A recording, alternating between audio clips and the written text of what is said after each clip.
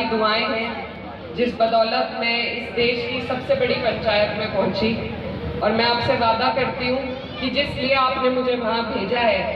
मैं अपनी हिम्मत में, अपनी कोशिश में कमी नहीं आने दूंगी कि आपके हक, हुकूक और आपके सभी अधिकारों की लड़ाई जिस तरीके से मेरे वालिद साहब लड़ते थे, और मैं भी कोशिश कर रही हूँ, आगे भी आपको उसी मजबूती के साथ मेरी आवाज़ आपके लिए वहाँ पर बार बार उठती दिखेगी। बस आप सभी से दुआओं की दरख्वास्त है, क्योंकि जब कोई बात कहते हैं कुछ लोगों को नापसंद भी आती है और फिर वो तरह तरह की बातें बनाते हैं, तो उन सब मायूसियों से अगर कोई चीज़ निकाल सकती है तो वो बड़ों की दुआ है। तो बस आपसे मेरी एक गुजारिश है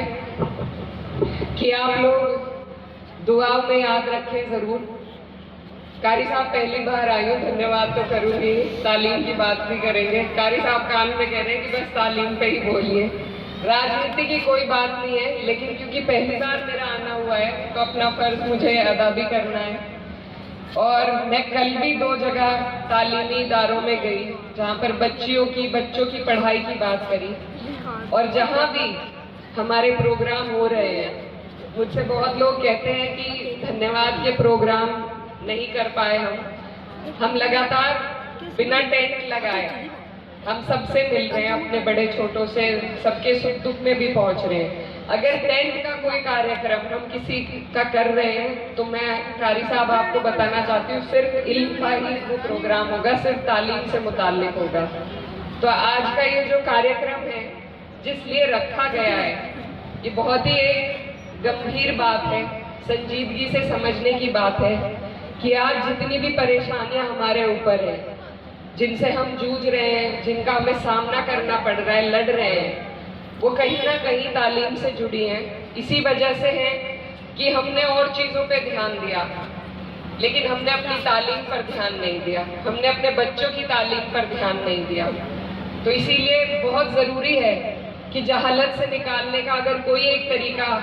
हमारे पास है अपने बच्चों को, तो वो सिर्फ तालीम का जरिया है। तो आप सब और बाकी चीज़ों को बाद में रखें, किसी और चीज़ पे ध्यान ना दें। बच्चे हों, बच्चियां हों, उनको तालीम के राह पर आगे चलाने का काम करें। खास तौर पर मैं बच्चियों के लिए कहना चाहूँगी, और मुझसे पहले भी सभी लोगों ने बताया कि जब किसी बच्ची को आप पढ़ाते हैं तो वह आने वाली कई नस्लों को जहालत से निकाल कर इल्म के राह पर चलाने का काम करती है। और मुझे पूरी उम्मीद है, मैं खास तौर पर लड़कियों के लिए हमेशा कहती हूँ, क्योंकि जाहिर सी बात है मेरा रुझान उनकी तरफ ज़्यादा है, लेकिन ये भी बात है कि जब हम लड़कियों का दिल किसी चीज़ में लगाने की कोशिश करते हैं, चाहे घर का कोई भी काम हो, तो बहुत सलीके से और पूरे मन के साथ लड़कियां उस काम को करती हैं। आज हमें सबसे ज़्यादा ज़रूरी है कि हम किताबों के साथ अपनी बच्चियों के मन को लगाने का प्रयास करें,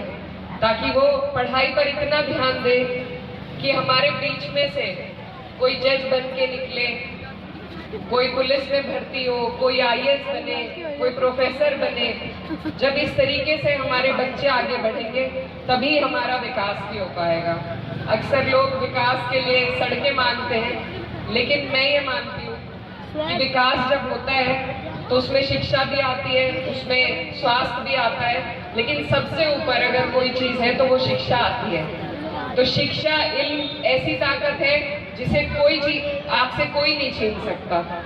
मैं खुद आपके सामने जीता जागता सबूत हूँ कि जब मेरे परिवार पर, मेरे भाई पर, मेरी वालिदैन पर जब इतनी बड़ी मुसीबत आई कि उन पर दोनों पर झूठे मुकदमे लगाए गए,